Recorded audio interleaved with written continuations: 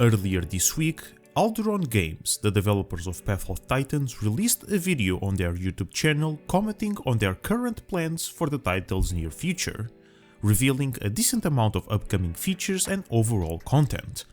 From new game modes, a system to update the game faster, full quests rework, more dino TLCs, skins, and many other minor changes, adjustments, and additions. However, this won't be a detailed explanation of what was shown by the devs.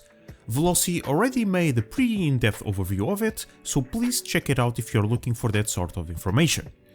I am here to discuss something different. With this showcase, it is clear that Path is going towards becoming something beyond a mere survival game.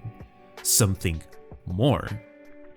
Since the very beginning that POT showed signs of being significantly different than its competition, an aspect that only grew over the course of its development. Quests, player housing, RPG-style archetypes, abilities, modic support, and the list goes on. Obviously, this may not be the cup of tea for everybody, and sometimes its execution might not be all that great, but the intention is there and clear. Alderon wants this game to be something greater. From what was introduced in this video, we can see that their objective is for the community to enjoy Path in more ways than one, and most importantly, allowing the player base to have almost complete control of the game's tools, helping modders create more unique, complex, and elaborate mods. Right now, Path of Titans is under a phenomenon named platformification, a term usually used in banking that can also describe a process where a game produces and releases tools and functionalities that allows both the developers and third-party members to craft isolated gameplay experiences all under the same product. Garry's Mod, Roblox, and most recently Fortnite are the three most popular examples of platform games. Products that offer such a high level of freedom that people can play totally different and mechanically complex games inside one singular title. These games vary on the level that they are used, as what the name implies. Gmod, for example, does not have anything that we can call as the game Garry's Mod. Instead, it has a set of community-made modes that people can freely play on and off and are completely separate from each other. In this case, it serves exclusively as a platform for other games to be created. On the other side of the spectrum though, we have Fortnite.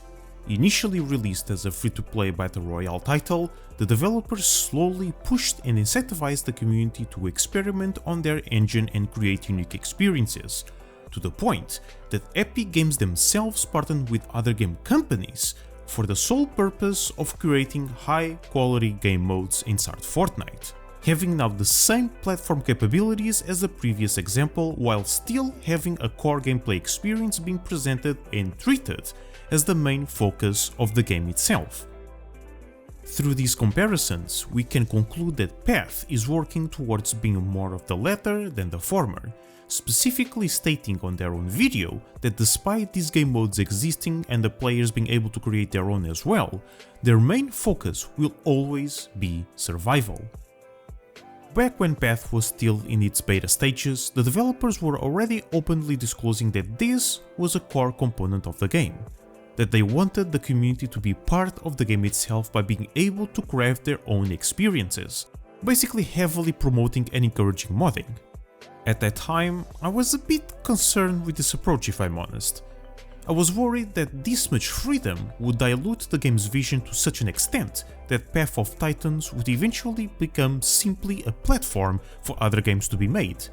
But over the years, I came to realize that, at least for Path, this will probably not be the case. Currently, this game is the most popular one in this genre, period. But even then, despite its success, to the industry standards that is, POT is still considered a niche title. Modders surely have the tools and skill to create widely divergent games, but I think it is safe to assume that we won't see a Mario Kart racing game with Disney characters in the mod page anytime soon. Why?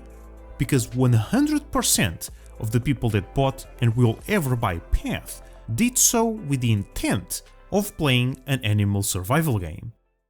Sure, we will have modern animals, prehistoric mammals, insects, monsters, aliens, and so on, but they all have one thing in common.